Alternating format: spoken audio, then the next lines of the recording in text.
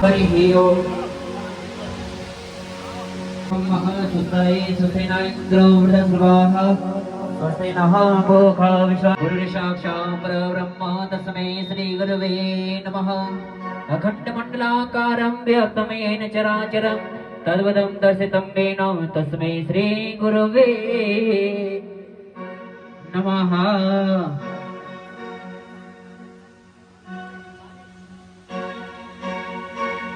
ओम व्यासाय विष्णुरूपाय व्यासरूप गुरुर्ब्रह्मा गुरुर्विष्णु गुरुर्देवो महेश्वरः गुरुर्साक्षात् परब्रह्मा तस्मै श्री गुरुभ्ये नमः। आइए हम अब आगे कथा में प्रवेश करते हैं। आगे कथा बढ़ रही है शिव महापुराण की। आगे एक कथा आ रही है कि समुद्र है निकटे देश है ग्रामो पस्कल संज्ञकः वसन्ति यत्र पापिष्टः वेद धर्मार्जितः जनः। समुद्र के निकटवर्ती प्रदेशों में एक बस्कल नामक एक ग्राम है। समुद्र के किनारों पर जो है एक बस्कल नामक एक ग्राम है। वहां पर भी जो है चारों वर्णों के लोग रहते हैं, लेकिन वे भी पाप कर्म में निरत पापाचारी, किसी भी प्रकार की मर्यादा का उन्हें ध्यान नहीं है, मान सम्मान कुछ जानते नहीं है। जैसे पशु वृत्ति जैसा व्यवहार वहां पर वहां के लोग करते हैं कि वसन्ति यत्र पापिष्टः वेद धर्मोर्जिता जनः। वेद धर्म को त्यागा हुआ दृष्टः विषयात्मानो निर्देवा जीववेदया कृषिवलः शस्त्रधर पर स्त्री भोगिना खलः। हे महाराज, वहां पर दुष्ट चित्त जिनका दुष्ट हृदय है, किसी भी प्रकार की दया धर्म नहीं, हिंसा करते हैं, हिंसा करके जो है रात दिन मांस का भक्षण करने वाले और असत्य का भाषण करने वाले, कभी कभार कृषि आदि कार्य करके जो है अपने भरण पोषण करते हैं, लेकिन मुख्य उद्देश्य इनका जो है अस्त्र शस्त्र धारण करने वाले हैं। और पर स्त्री भोगना खड़ा, जब चार कर्म करते हैं यहाँ लगे हुए रहते हैं। स्त्रिया सर्वांश कुटिलः स्वरेण्या पारलालसः उदयो व्याधिचारिण्यः सद्वृत्याचारवः। वहां नगर की जो स्त्रियां हैं वह भी स्वच्छंद चारणियां जो है अपने मनमानी करने वाली स्त्रियां वहां लोग रहती हैं, पाप कर्म में जो है लगी रहती हैं। जब चारणियां सदा असत्य का भाषण करने वाली विवेक शून्य वहां एक स्त्री पुरुष उस मस्कल ग्राम के वहां पर एक बिंदु नामक का जो है ब्राह्मण रहता है, बड़ा अधम। अब विवाह के योग्य हुआ तो विवाह इसका हो गया। विवाह हुआ तो समय समय जो है गृहस्थी चलने लगी। इसकी पत्नी का नाम है चंचला। पत्नी शिष्टाचार से युक्त, पति पराया, लेकिन इसकी बुद्धि अब जैसे खराब कैसे होती है, अब उसको आगे सुनिए। आगे इसका वृतांत आएगा कि इसकी बुद्धि विपरीत हो जाती है। ये पति परायण यहाँ स्त्री चंचला अपने पति की खूब सेवा करती है खूब आदर अतिथि सत्कार को ही घर ले आता है, उसका अतिथि सत्कार आदि सब संपन्न करती है।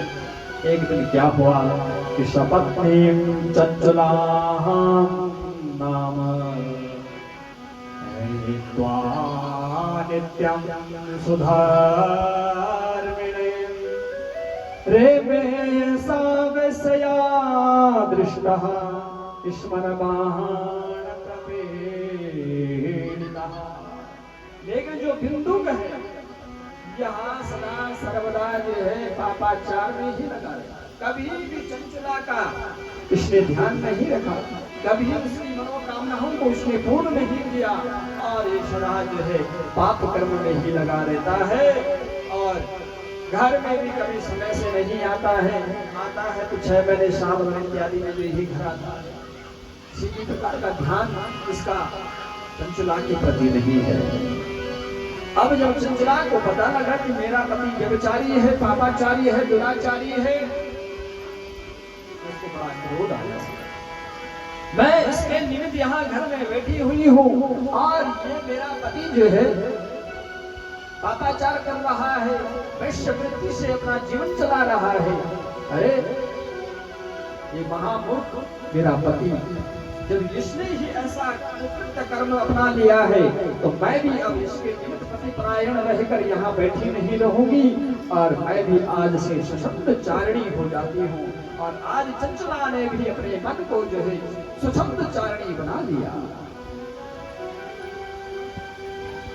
अब सुषुप्त चारिणी जब बना लिया तो एक ज्वर के संग में आकर इसने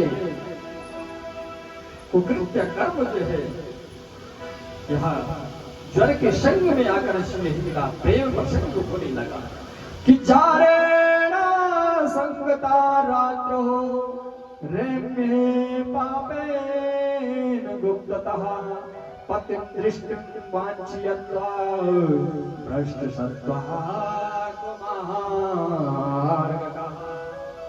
अब जो है ज्वर के संग में जब जो है उस बिंदु नामक के ब्राह्मण ने जब देखा कि मेरी पत्नी उससे वार्ता कर रही है, क्या कारण होगा, अर्धरात्रि का समय है, तो पूछा हे देवी क्या वार्ता कर रही हो। तो वह भयभीत हो गई चंचला जब भयभीत हुई तो कहने लगी महाराज तुम मेरा ध्यान रखते नहीं हो, और आज से जो है मुझे जब तुम्हारे जीवन का इतिहास जब मुझे पता लगा तो जो है मैं तुम्हें अब पति भी नहीं मानती हूँ, और मैं तुम्हें जो है तुम्हारा त्याग। बिंदु ने कहा कि तुम त्याग ना करो मेरा, उस ज्वर से जो है मीठी मीठी बातें करके जो है उसके धन का हरण करो, जितना धन हो सके उस धन का तुम हरण करो, उस धन को जो है तुम मेरे पास ला कर दो, तुम मेरी अनुमति से प्रेम से जो है उस ज्वर के संग में रह सकती हो। अब जो है जब ऐसा कहा तो चंचला को एक छूट मिल गई। अब यहाँ पूर्ण रूप से जो है उस ज्वर के संग में चंचला रहने लगी है, उसका जो भी धन होता वह बिंदु को उसे ले देता। ऐसा करते करते जो है समय व्यतीत होने लगा। समय व्यतीत हुआ, जवानी से बुढ़ापा की ओर पहुंचे, बिंदुक भी मर गया। वहां ज्वर भी जो है जो पति था ही नहीं वहां भी सने सने मर गया। वृद्ध अवस्था को जो है चंचला पहुंच गई है। अब जब वृद्ध अवस्था को पहुंची तो इसके भाई बांधव जो है तीर्थ यात्रा में पहुंचे। ये अपने भाई बांधवों के साथ तीर्थ यात्रा में गई। तीर्थ यात्रा करते करते जो है गोकर्ण क्षेत्र में जा पहुंची, और वहां गोकर्ण क्षेत्र कहाँ है, गुजरात। वहां पर जा पहुंची और वहां पर जो है तीर्थ यात्रा करते करते जो है एक शिव मंदिर में शिव महापुराण कथा चल रही थी कि एकदा देव योगेन संप्राप्त है पुण्य पर्वणि साकारे भक्तभिः सार्धं गोकर्णं क्षेत्रमाययोः। गोकर्ण क्षेत्र में अपने भाई बांधवों के साथ वहां चंचला पहुंच गई है। घूमते घूमते जो है वहां पर जो है मंगलमय भगवान आशुतोष की कथा वहां चल रही है। उस गोकर्ण क्षेत्र में कहीं शिव मंदिर होगा और उस शिव मंदिर में जो है शिव कथा चल रही थी और वहां पर जो है प्रसंग चल रहा था कि योषिताम जार शक्तानाम नरके यमकिंकिरः संतप्त लोह परिधाम क्षिपन्ते स्मर मंदिरे। आज प्रसंग वहां पर चल रहा था कि जिस किसी भी स्त्री के जल के साथ संबंध हो वहां पर वहां मरने के बाद वहां यमलोक में जाती है और यमलोक में यम के दूत जो है उसे लोहे के परिध से जो है उसे पीटा जाता है। गरम गरम लोहे से उसे वहां संतप्त पीटा जाता है, कष्ट दिया जाता है। ऐसे ही बात जब चंचुला ने अपने कानों से सुनी, आज चंचुला का हृदय विदीर्ण हो गया, उसके पांव से जमीन खिसक गई। योषिताम जार शक्तानाम नरके यमकिंकरः संतप्त लोह परिधाम क्षिपन्ते स्मर मंदिरे। आज इस चंचुला को जो है सुध-बुध खो गए, एक ही स्थान में खड़ी रही, सोचने लगी कि मेरी क्या दशा होगी। मैंने तो अपना जीवन पूरा जर के संग में ही, जार के संग में ही अपना जीवन निर्वाह किया है, मेरी क्या दशा होगी। कथा समाप्त हुई। कथा समाप्त होते ही वहां चंचुला उस ब्राह्मण के पास गई। हे महाराज, ब्राह्मण के चरणों में भय से कांपती हुई वह चंचुला रोने लगी है।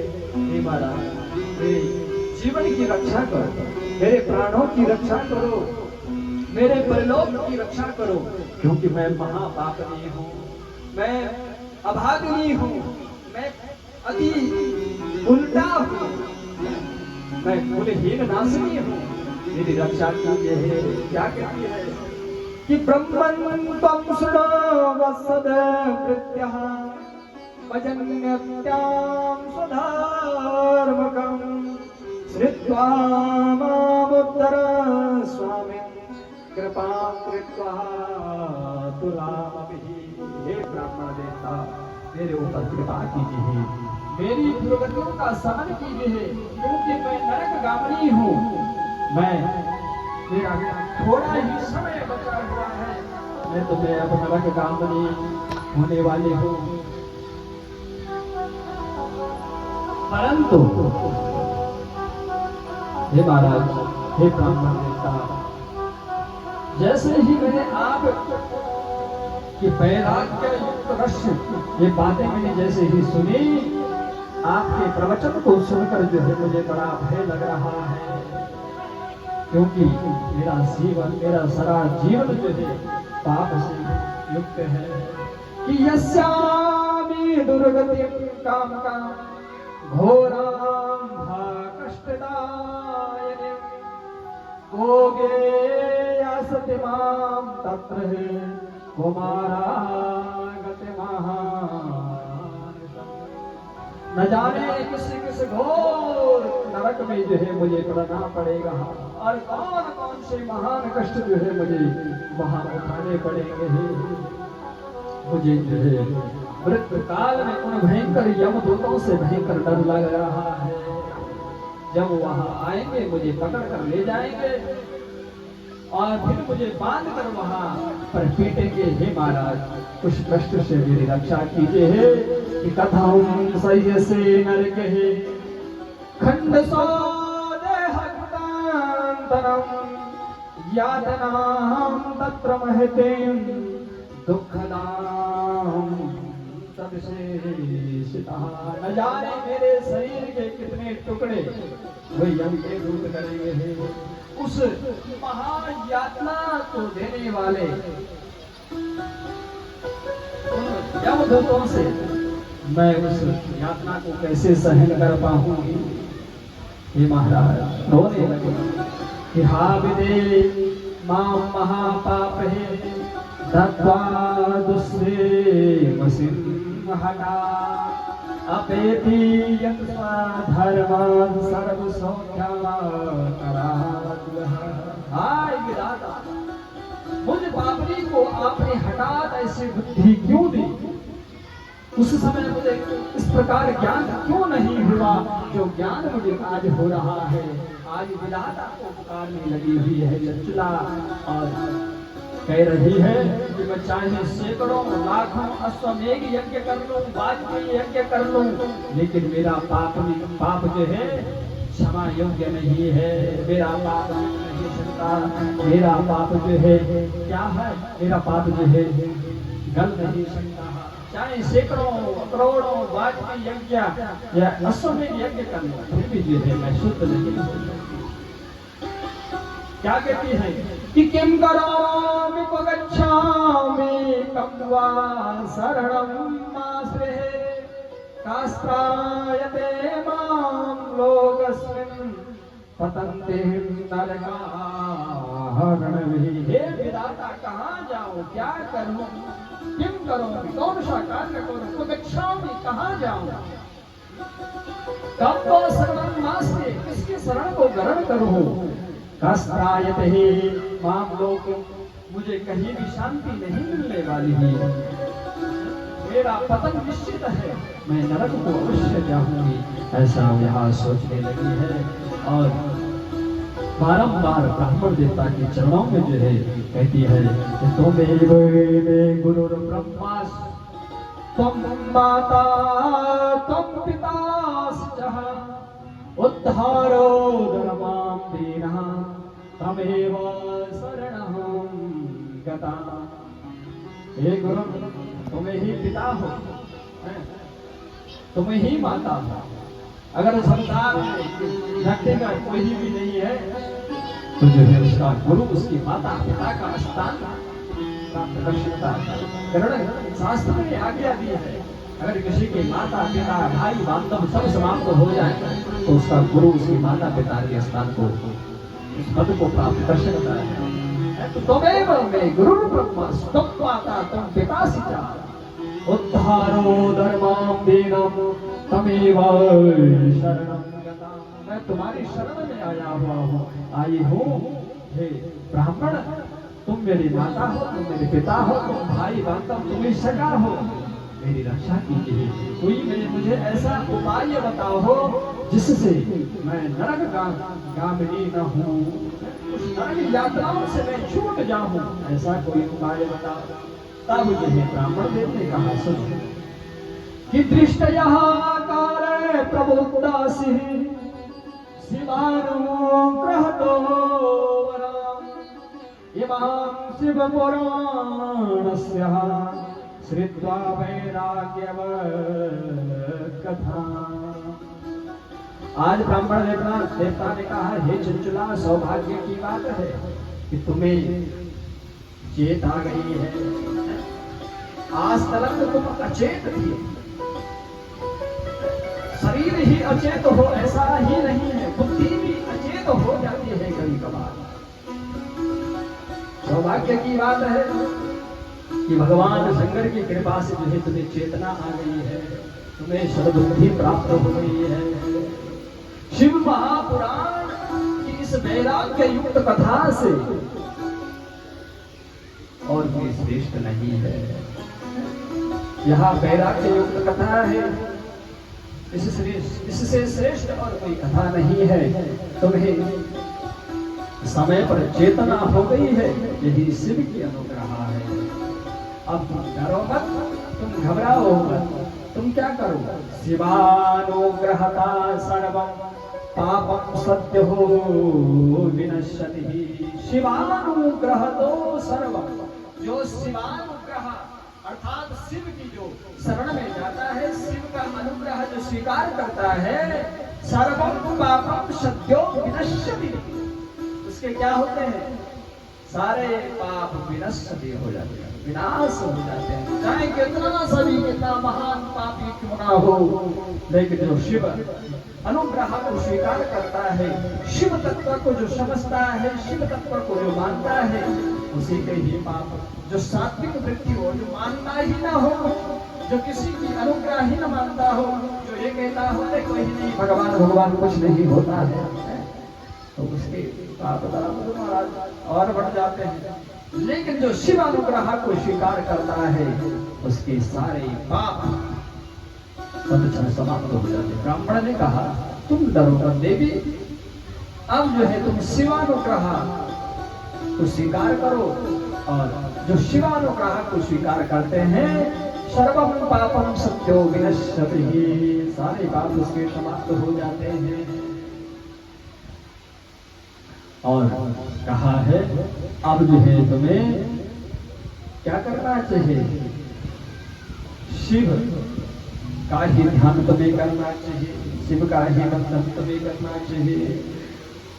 और पश्चाताप, अगर हमसे कोई पाप कर्म हो जाए तो हमें पश्चाताप कर लेना चाहिए, लेकिन ऐसा नहीं कि पश्चाताप करते रहे, पाप कर्म करते रहे, पश्चाताप करते रहे, तो ऐसे से जो है फिर जो है अगर एक बार कोई पाप हमसे हो जाए तो पश्चाताप की अग्नि में जलकर जो है वहां पाप समाप्त हो सकता है, लेकिन बारंबार के लिए जो है पश्चाताप भी सहायता नहीं करना है।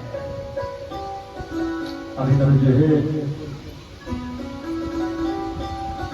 चंचुला को जो है वहां ब्राह्मण देवता जो है ज्ञान देने लगे कि हे दुज पत्नी, तुम जो है विषय भोगों से मन हटाकर परम पिता परमेश्वर में भगवान शंकर ने अपने मन को अर्पण कर लो, और सने सने जो है उनकी ध्यान, उनका बंधन, उनके स्वरूप का जो है स्मरण करते रहो। क्या करो, विध्यायता शिव पदाब्जं चेतसा निर्मलेन वे एकेन जन्मना मुक्ति सत्यम सत्यम वदाम्यहम्,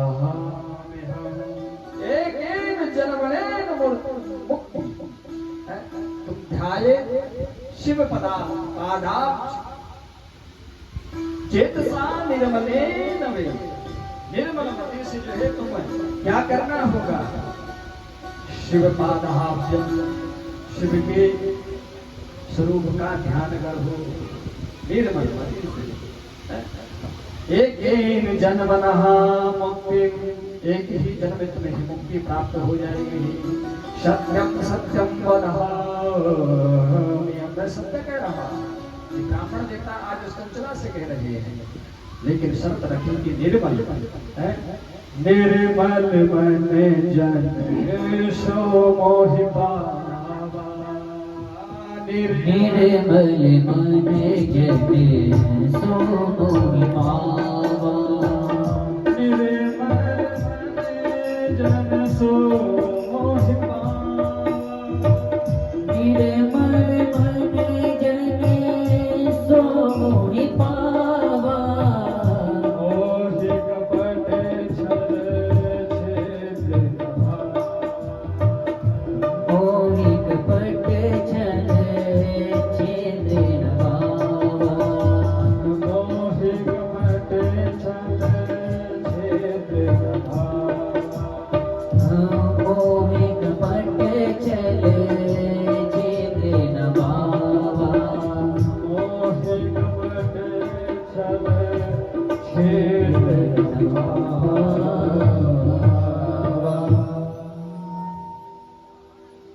निर्मल मन जन सो मोहि पावा, मोहि कपट छल छिद्र न भावा। तो निर्मल मति से जो है हरि कसमत मरो सोच मन मांगोरे बाबा, तुम्हारी कसमत मरो सोच मन